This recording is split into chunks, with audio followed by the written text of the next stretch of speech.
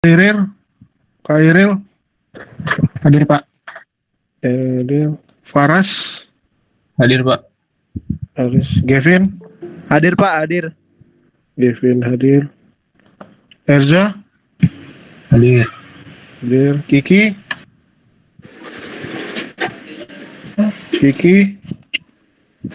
Ocit, Hadir Pak. Hadir Pak. Ocit, Hadir Pak. Setio, Hadir Pak. Munif,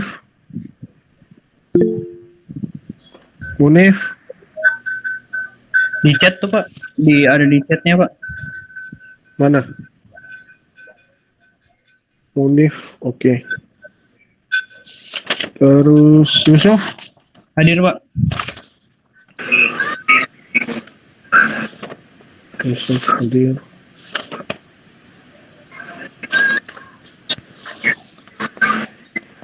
Terus Ilham, Ibrahim, Hadir Pak. hadir. Wasito, Hadir Pak. hadir. Rehan, Hadir Pak, hadir. hadir. Aditya, Hadir Pak. Hadir. hadir. Cut, Hadir Pak. hadir. Cahyani, Hadir Pak. hadir. Ads Jimmy, Adul, Pak. Hadir. hadir. Vinci, Hadir Pak. hadir. Wanda, Hadir Pak. hadir. Oke. Masih ada yang melakukan kegiatan perkuliahan secara bersamaan hari ini? Masih Pak. Kuliahnya siapa? Kelasnya Pak Budi. Oke, sebentar ya. Kita kuliah paling 2 menit aja. Silakan kalian cek jumlah kehadiran kalian selama mengikuti kuliah statistik. Jika ada yang tidak mencapai 75%, tolong informasikan sekarang juga. Silakan dicek dulu. Di mana Pak ceknya? Siakat. Siakat. Oke Pak. Kiki ada nggak Kiki? Kiki? Ada Pak. Saya Pak. Oh kamu ada. Tadi dipanggil nggak nyaut? Baru bangun tidur Pak. Oh. Oke. Silakan kalian cek dulu di siakatnya masing-masing. Saya Pak cuman 62. Siapa namanya? Cut Faranadia. Cut Farah. Ya Pak.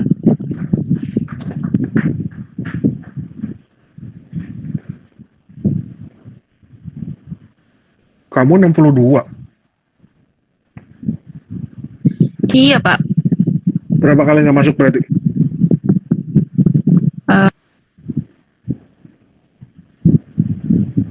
Coba di refresh dulu.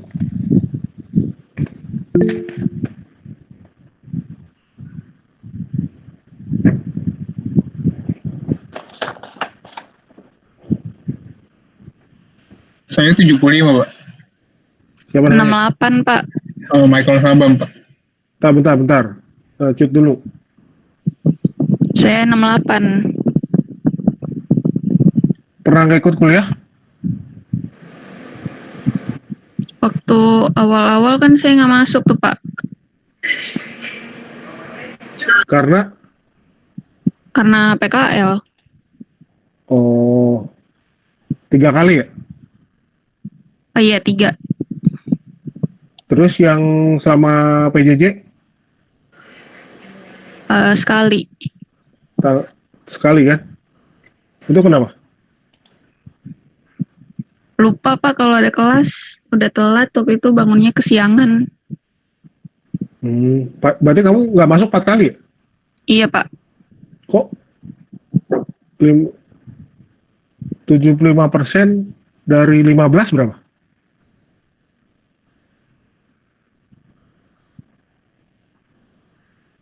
%70 dari 15 berapa?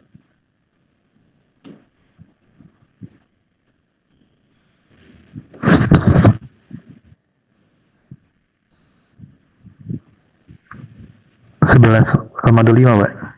12 berarti. Cek 1, 2, 3, 4, 5, 6, 7, 8, 9, 10, 11. Kati lagi. Oke.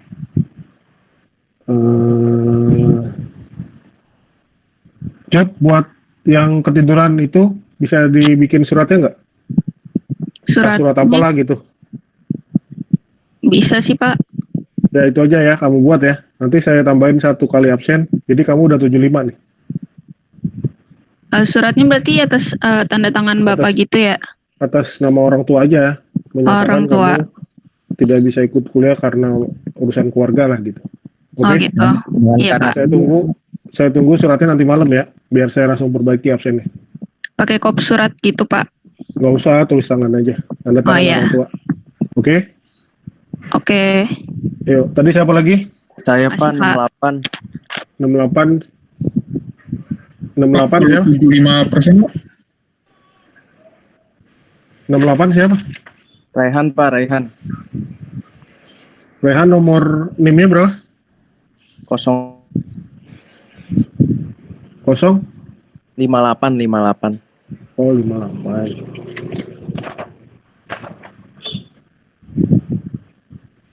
Rehan, Iya Pak. berapa persen? 68 Pak. Kamu nggak masuk banyak nih. Kenapa?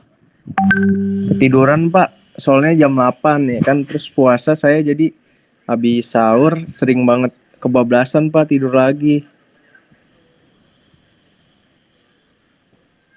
Kalau nambahin sekali sih nggak apa-apa kayak si siapa tadi tuh, si Cut. Ini kamu udah banyak banget nih. Bukannya 68 cuman kurang 1 Pak. 68 kurang 1. Ya udah, kamu bikin 1 surat aja berarti ya. Iya Pak. Nanti malam saya tunggu ya. Oh, Pak. Oke, ada lagi?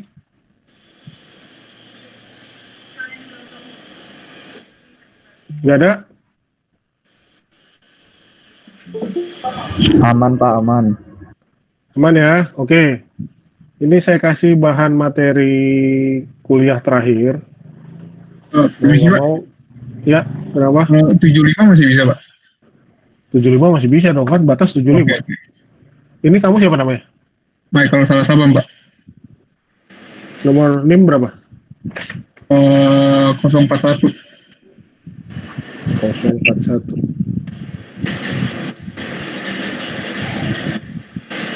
Oh, maaf, saya baru join. Harusnya masih bisa. Oke. Oke, baik, terima kasih Pak. Ya, yang ada masalah sama 75%, siapa? Saya Pak, Siapa? Kemal Pak, Kemal, nomor NIM berapa? Belakang? 031 Pak. 031. Berapa persen kamu Kemal? Terakhir saya cek 75% Pak. Ya udah 75% mah aman lah. Oh bisa Pak, siap. Kan batasnya 75% kan? Iya Iya, Pak. Yang 75% mah udahlah. Nggak usah ditak-atik. Oke, ada lagi?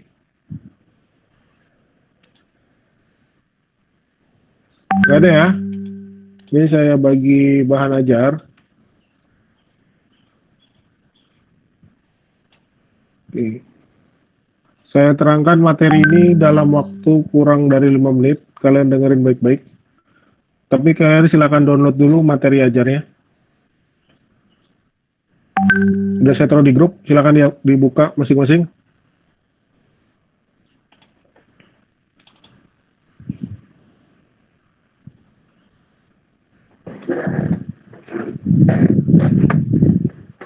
Udah pada buka?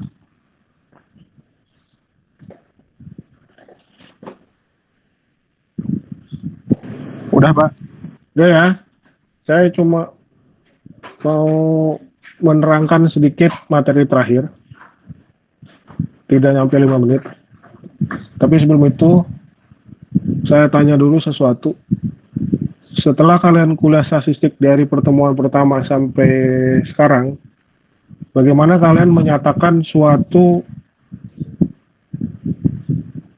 kejadian yang menurut kalian itu akan selalu benar ketika kalian mengucapkannya?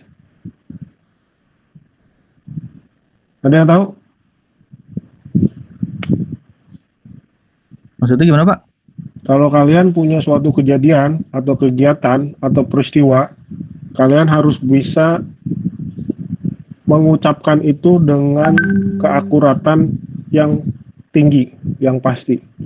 Jadi kita kuliah dari pertemuan pertama sampai terakhir, itu udah saya ajarin nih, cara memastikan bahwa kalian itu akan selalu benar ketika menjawab. Sekarang pertanyaannya bagaimana caranya?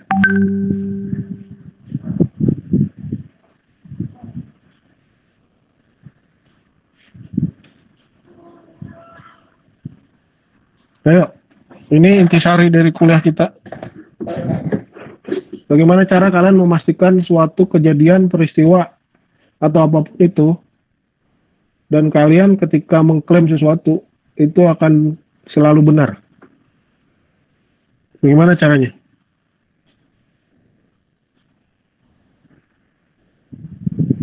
Riset dulu, Pak. Hah?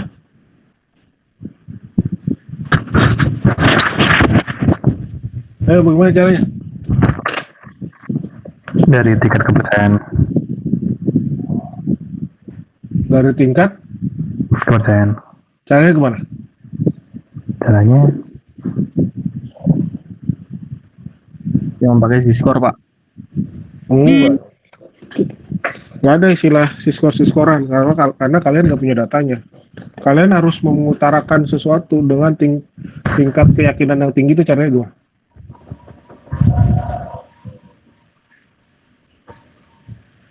Ayo, ini arti dari intisari kuliah kita dari pertemuan pertama sampai kemarin terakhir.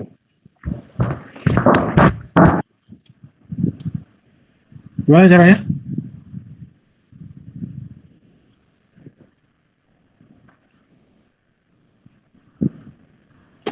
Ya nih, kalau kayak gini saya lebih dari 5 menit nih ngajarin ntar. Yo, Cahyani, bisa jawab? Kemal? kebicara sesuai data mungkin Pak, nggak? Ya, tuh. Ini saya ulangin ya. Kalau kalian punya suatu kegiatan atau peristiwa dan kalian harus membuat suatu statement atau kesimpulan terhadap kejadian itu, caranya gimana? Harus Kalian punya jangan hipotesis. Hah? Hipotesisnya, Pak. Belum kan, kalian belum belajar hipotesis. Oh. Caranya gimana? Jangan lupa memberikan statement plus minus di akhir komentar kalian kan. Contoh, kalian mengukur sesuatu. Ketika kalian mau bilang bahwa panjangnya 10 cm, kalian nggak boleh ngomong panjangnya itu 10 cm. Tapi panjangnya plus minus, berapa nilai error dari pengukuran penggaris Anda, kan gitu. Baru Berarti kurang kalian, lebih, Pak. iya dong, plus minus. Plus minus itu artinya apa? Dari kemarin kita belajar ada plus minus, plus minus. Plus minus itu artinya apa? Batas maksimum error ya, Pak?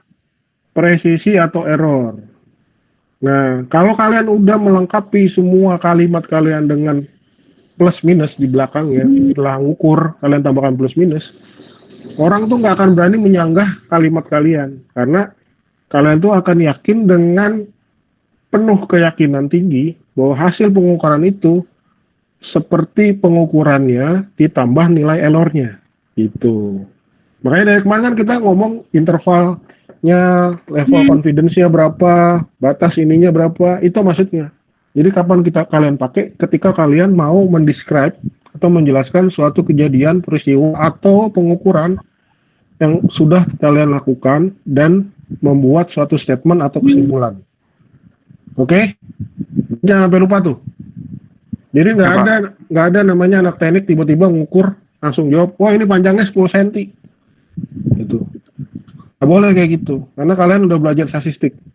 Apapun itu pengukuran pasti ada tingkat kesalahannya.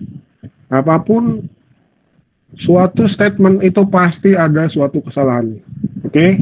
Nah sekarang di bab terakhir kita belajar namanya hipotesis. Judul dari bab terakhir ini, bab ke-8 atau materi terakhirnya adalah hipotesis. Nah di hipotesis ini di slide 1 sampai slide 3 itu diceritakan bagaimana introduction menjelaskan suatu hipotesis. Oke, itu kalian bisa baca sendiri. Tapi kesimpulan dari introduction ini adalah jika kalian punya suatu statement atau pernyataan, misalnya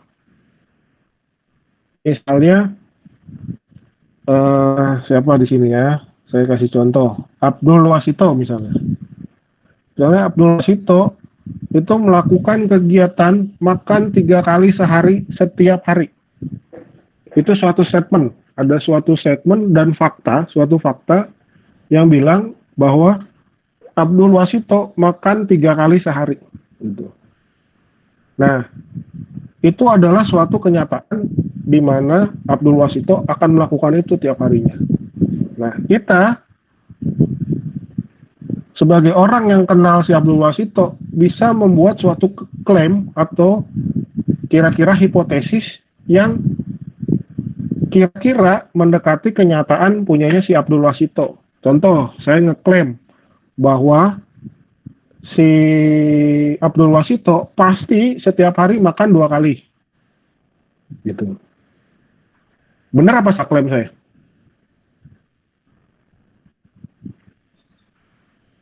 Benar nggak?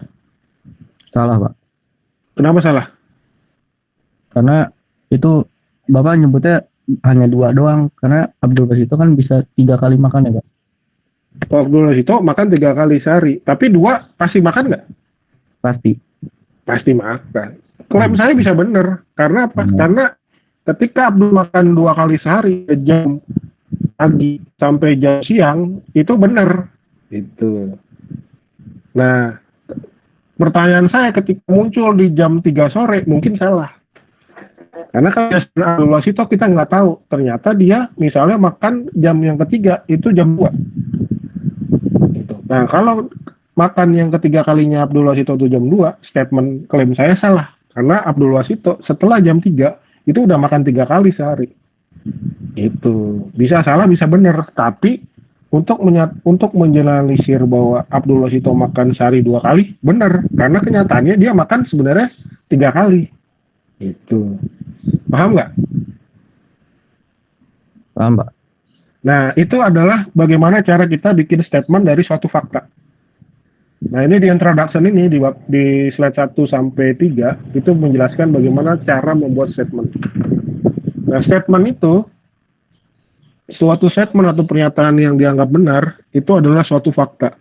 Nah, klaim-klaim, yang disebut klaim yang tadi saya bilang bahwa Abdul Wasito itu makan 2 kali sehari. Nah, itu adalah suatu klaim. Nah, klaim itu bisa teruji dengan benar kalau kita memastikan kebenarannya kepada Abdul Wasito.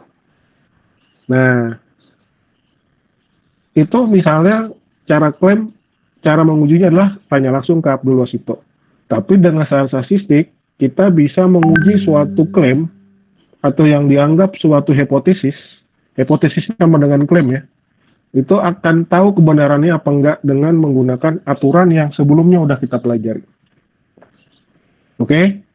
Oke, di slide nomor 5 sampai nomor slide sampai 5 sampai 9 itu adalah teknik-teknik menguji suatu hipotesis. Oke? Dengan sub bagian namanya part of hypothesis test. Bagian dari suatu pengujian hipotesis. Oke? Di sini menguji suatu hipotesis cuma ada 2 jawaban, reject atau fail. Gagal mereject hipotesis atau gagal mereject hipotesis. Nah, biasanya dikasih kode reject atau fail reject H0. Hipotesis itu dianggap sebagai H0. Lawan dari hipotesis atau opposite itu namanya H1. Oke. Nah, dalam menentukan hipotesis, silakan dibuka slide nomor 6. Itu ada 3 kode yang harus diperhatikan, yaitu kode kurang, kode lebih, dan kode tidak sama dengan. Oke? Untuk H1 ada kode lebih, kurang, dan tidak sama dengan. Pada lihat semua? Slide nomor 6? Lihat, Pak.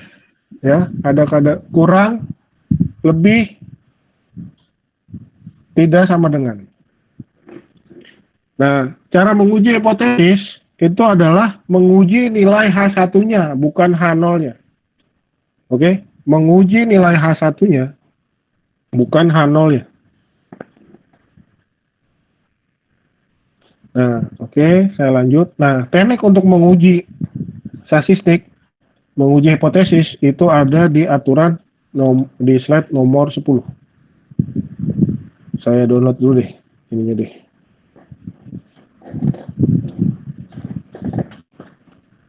Saya kirim deh, saya nggak punya bahannya salah.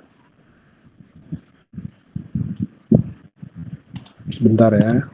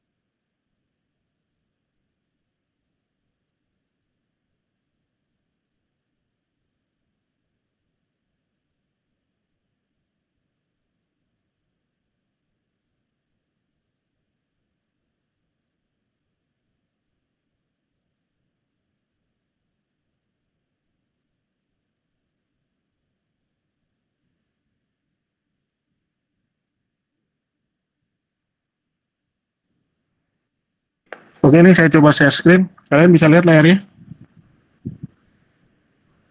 Bisa, Pak. Saya. Oke, ini slide 10. Nah, setelah kalian bisa membedakan mana yang lebih dari kurang dari, itu belajar di part hipotesis. Nanti udah tahu lebih dari kurang dari, kalian pakai aturan statistik untuk menguji suatu nilai lebih dari atau kurang darinya. Ada yang namanya proportion. Kalau kalian mendapatkan suatu klaim dalam bentuk proportion, kalian pakai ngitung proportion. Kalau kalian dapat suatu klaim dalam bentuk rata-rata, kalian ngitung dalam bentuk rata-rata. Oke, ini slide 10. Ini contohnya, slide 11. Itu. Jadi ini contoh ada suatu sampel dari 706 perusahaan ditemukan 61-nya itu 61 seorang pemimpin perusahaan atau CEO itu adalah laki-laki. Katanya. Klaimnya adalah CEO paling banyak itu laki-laki. Tapi faktanya dari 706 suatu perusahaan itu ditemukan 61% CEO-nya laki-laki. Klaimnya CEO itu rata-rata seorang CEO itu paling banyak adalah seorang laki-laki. Nah, kalau model kayak gini berarti kita hanya bisa menguji dalam bentuk klaim proportion. Kenapa proportion? Karena 60% ini adalah suatu probabilitas, bukan nilai rata-rata. Nah, makanya yang diuji hipotesanya adalah dalam bentuk klaim. Klaim pertama katanya ketika dia lebih dari 0,5, ini maksudnya adalah proporsinya ya. Ketika proporsinya lebih dari 0,5, di sini ditulis nih, CEO paling banyak adalah laki-laki. Lebih dari 0,5 itu pasti laki-laki. Makanya klaim pertama P itu lebih dari 0,5. Nah, yang kedua opposite-nya itu kurang dari 25 karena lawan dari klaim adalah opposite. Ingat, kalau ada yang kurang dari sama dengan, berarti itu adalah H0-nya. Kalau ada tanda-tanda yang kurang dari sama dengan, itu pasti H0-nya. Jadi H0 itu bisa posisi di klaim, bisa posisi di opposite. Kalian tinggal cari mana yang ada kurang dari sama dengan. Nah, ini cara ngujinya. Itu. Oke. Nah, habis itu Di metode ini kalian belajar bagaimana meletakkan suatu hasil perhitungan si uji ini ke hasil distribusi normal. Itu. Oke, ini cara ujinya kalian bisa baca sendiri. Ingat, metode ini namanya dianggap suatu metode yang tradisional. Ingat, dulu kita belajar misal. Kalau saya mempercayai tingkat kejadian peristiwa ini adalah 0,95% saya percaya terhadap data ini. 95% saya percaya terhadap data ini. Nah, kalau 95% berarti nilai Z-nya kan alfanya kan 0,05. Kalau alfanya 0,05 dilihat di tabel Z-score, Z-nya itu 1,645. 1,645. Oke, dari hasil perhitungan sebelumnya, Z-nya ini kita dapat nilai 5,84. Nah, nilai 584 ini kalau diletakkan di tabel distribusi normal, itu ada di sebelah kanan Z-score. Oke, daerah yang di sebelah kanan Z-score itu adalah daerah reject. Makanya, hipotesis yang ini, yang pertama H0 dianggap opposite-nya, H0-nya atau opposite-nya, itu dianggap adalah reject. A1-nya yang benar. Jadi klaim kamu terhadap rata-rata paling banyak adalah CEO adalah laki-laki itu benar dengan menggunakan aturan P probabilitasnya, proportion probabilitasnya itu harus lebih besar dari 0,5. Ya, ini pelajari baik-baik, nggak terlalu susah. Ini cara tradisional. Kenapa? Karena dia berpatokan pada nilai tingkat kepercayaannya. Kalau alfanya bukan 0,05, ingat kemarin kita punya 3 tuh. Yang 80, ada yang 95%, ada yang 99%. Kalau nilai alfanya 0,05, berarti nilai Z-score-nya 1,645. Kalau nilai alfanya 0,01, kemarin berapa? Kalau alfanya 0,2 ya singkat saya. 0,1 itu alfanya berapa? Dijadiin patokan. Nah, kalau dia berada di sebelah kiri pokoknya daerah yang dibatasi oleh si Z-score itu daerah reject. Gitu, oke? Daerah yang tidak dibatasi oleh daerah Z-score itu daerah yang dianggap yang namanya daerah yang tidak bisa di-reject. Gitu, oke? Ini aturan mainnya. Jadi ada 3 jenis. Reject kiri, reject kanan, dan reject tengah. Reject tengah berarti seluruh datanya menggunakan perhitungan yang tidak sama dengan. Nih lihat nih, H1 hash tidak sama dengan. Kalau yang ini, yang kiri reject itu kalau H1 kurang. Kalau yang kanan reject itu kalau lebih tandanya diperhatikan. Nah, teknik berikutnya adalah teknik p-value. P-value ini adalah pengembangan teknik tradisional. Kalian menggunakan teknik untuk menguji hipotesis bisa menggunakan p-value. Syaratnya, kalian tetap sama menggunakan keputusan untuk mereject atau tidak. Patokannya adalah tetap menggunakan Z-score. Oke, ini aturan mainnya sama Z-score kiri, Z-score kanan, Z-score tengah, tidak sama dengan. Yang di-reject, nih syarat rejectnya adalah p-value-nya harus lebih kecil dari alpha. Kalau yang tadi, yang di awal, kalau nilai Z-score-nya itu di luar dari batas Z, reject. Alfanya nggak dipakai. Kalau di p-value, alfanya dipakai. Oke, ingat ya, p-value alfanya dipakai. Alfanya dipakai untuk keputusan kita mereject apa enggak. Patokannya di situ. Kalau di model tradisional, kita tidak menggunakan alfa untuk mereject. Kita tinggal baca tabel distribusi normal. Ketika dia berletak di sebelah kanan atau di sebelah kiri Z-score, itu reject. Atau maksudnya adalah daerah yang diarsir-arsir itulah reject. Tapi kalau di p-value, kalian harus berpatokan pada nilai p-value-nya itu lebih kecil dari alfa, artinya reject H0. Tapi kalau p-value-nya lebih besar dari alfa, itu berarti kita tidak bisa reject H0. Fail to reject H0. Sampai sini ada pertanyaan nggak? Sampai sini ada pertanyaan? Paham? Paham, Pak. Paham ya? Paham, Pak. Paham nih, gampang nih. Saya nanti cari contoh satu soal biar kalian bisa memahami. Ini model yang masih sama, reject. Contoh nih, contoh. Oke, ini aja nih. Contoh, saya misalnya punya data, kita disuruh cari data ketika saya punya alfa 0,5 dan saya punya suatu hipotesis H1, katanya katanya dalam bentuk probabilitas proportion itu P-nya kurang dari 0,5. Dan juga diketahui nilai Z-nya ini. Oh, nggak bisa dicoret-coret ya.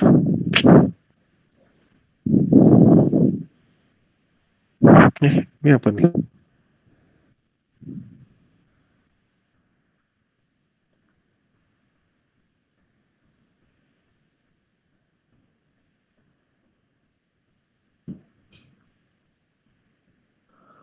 Oh, nggak bisa dicoret nih. Oh, udah lah.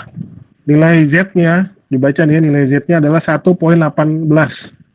Oke, dengan mencari nilai alfa-nya itu 0,05, Z-nya itu ada di 1,645. Ingat, baca tabel. Nah, ketika kita punya Z 1,18, posisinya Z-nya di mana? Di sebelah kanan apa di sebelah kiri? Kiri. Yang lebih kiri kan? Iya, Nah, Pak. di sebelah kiri dia kalau datanya di sebelah kiri batas Z-score, nilai dari hipotesis ini nggak bisa di-reject karena apa? Masuk ke file to reject. Oke, karena di sebelah kiri, kalau di sebelah kanannya si Z-score itu reject. Ini pakai cara tradisional. Kalau bukan pakai cara tradisional, berarti kita ngitung tadi Z-nya kan 1,18. 1,18, buka tabelnya p-value, ada tabel P, cari tahu ketika di Z18 berapa nilai luas area sebelah kirinya. Nanti kalian dapat tabelnya itu 0,18. Ini sama nih, p-value ini sama Z-score sama, luas areanya. Nah, daerah p-value ini adalah daerah yang diarsir. Nah, kalau p-value-nya 0,19, nah baru kepake. Tadi katanya p-value itu, kalau lebih, nih, yang ini ya. Mana tadi p-value? Nah, nih. Nih, oke. Reject kalau p-value lebih kecil dari sama dengan alpha. Tidak bisa di-reject kalau p-value-nya lebih besar dari alpha. Oke. Nilai luas area p-value itu 0,119. 0,119 terhadap 0,05 lebih besar lebih kecil? Lebih besar. Lebih besar, makanya data ini tidak bisa di-reject. Nah, jadi kalian mau uji secara p-value sama tradisional itu sama aja, cuma teknik cara baca tabelnya aja yang beda. Terserah kalian mau model yang mana, hasilnya pasti sama. Ini contoh yang masih gampang, ini gampang. Nah, ini kalau kalian mendapatkan suatu klaim dari nilai proportion, jadi diketahui proportionnya. Nah, ini lihat. Contoh nih, masih yang sama. Misalnya dalam suatu corporate atau dari 300 suatu perusahaan, 183 itu katanya pemimpin CEO-nya adalah laki-laki. Nah, sekarang saya mau mengetes suatu klaim. Katanya paling banyak CEO-nya adalah laki-laki. Dengan tingkat kepercayaan levelnya itu 0,05, berarti 95% ya. Nah, digunakan suatu metode untuk mengetes hipotesisnya, pakai p-value. Nah, klaimnya ingat paling banyak laki-laki, berarti laki-lakinya harus lebih besar dari 0,5. Makanya di sini tulisnya P lebih besar dari 0,5 dan opposite-nya itu kurang dari 0,5. Nah, kalau ada kurang dari berarti yang kurang dari ini adalah H0. Oke, H0-nya kurang sama dengan 0,5. H1-nya itu yang klaim P lebih besar dari 0,5. Oke. Yang ketiga, kita tahu adalah alfa sama dengan 0,5. Menggunakan tes statistik, dimasukin nilai Z-nya ke dalam, nilai P-nya dihitung dulu dari setiap komponen-komponennya, kita punya Z sama dengan 3,81. Oke, kita punya Z 3,81. Dengan P-value, ketika Z 3,81, buka ke tabel, daerah sebelah kirinya berapa? 0,999. Berarti luas daerah yang diarsir ini adalah 0,001. Nah, daerah 0,01 ini, 0,01 ini lebih kecil apa lebih besar daripada 0,5? Lebih kecil. Makanya karena lebih kecil, berarti kita bisa mereject klaim bahwa H0-nya itu yang di-reject. Makanya kita tahu bahwa nilai klaim itu benar. Klaimnya benar, true. H1-nya betul. Kok cepet banget ya ke atas. Mana tadi? Ini ya? Ini ya. Oke. Nah, dengan ini caranya P-value, pakai V-value. Di slide berikutnya, di slide nomor halaman berapa ini?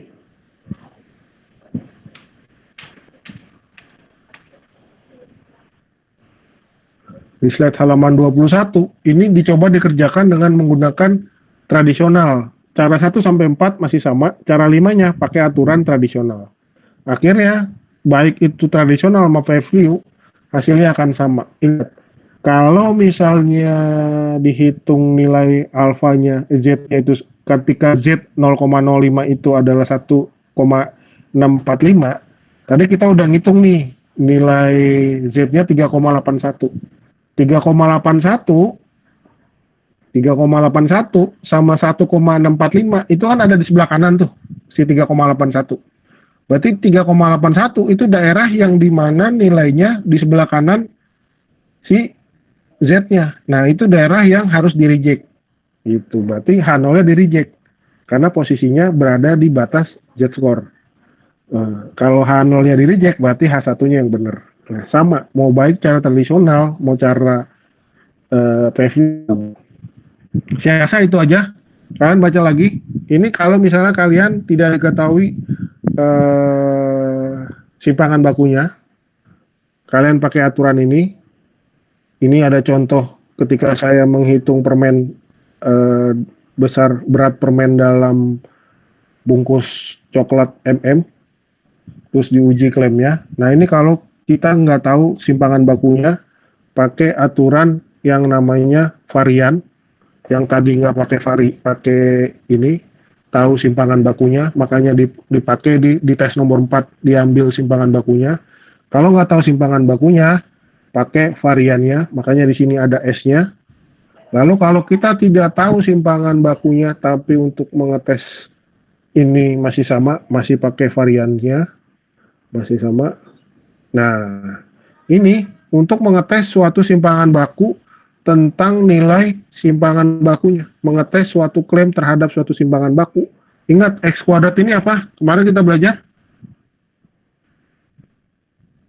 X kuadrat namanya apa?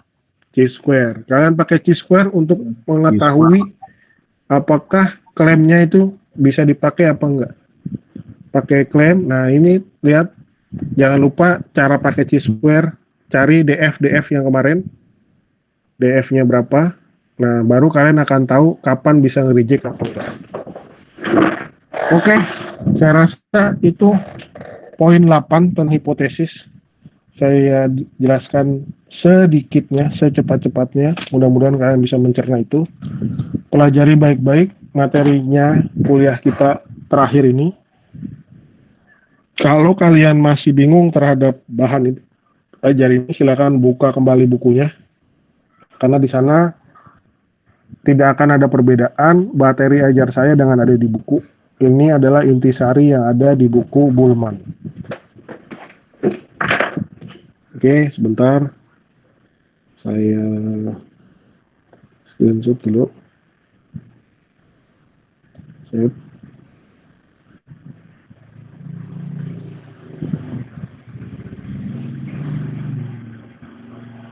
Oke, apa ada pertanyaan?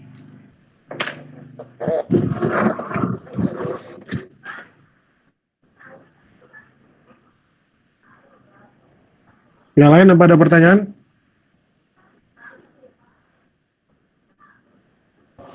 Enggak, Pak. Nggak ada ya. Oke, sekalian kalau masih lanjut kuliah yang lain silakan dilanjut. Saya rasa dari saya cukup hari ini dan pergunakan waktu kalian baik-baik untuk belajar karena minggu ikuti aturan jadwal ujiannya.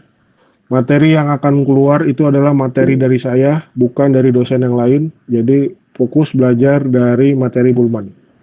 Dari saya itu aja. Sampai ketemu di jadwal UAS yang sudah ditentukan oleh fakultas. Dari saya terima kasih. Sampai ketemu minggu depan.